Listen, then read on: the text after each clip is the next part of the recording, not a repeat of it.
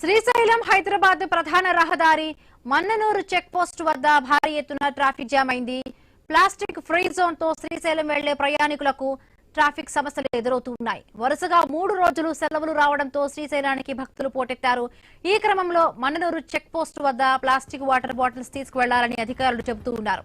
మరొకవైపు మన్ననూరు ఊరు బయట దుర్వాసనల చెరువు వద్ద ఇంకొక చెక్ పోస్ట్ ఏర్పాటు చేశారు. అక్కడే ప్లాస్టిక్ బాటిల్స్ పడేసి వెళ్లాలని మన్ననూరు గ్రామ ప్రజలు డిమాండ్ చేస్తున్నారు.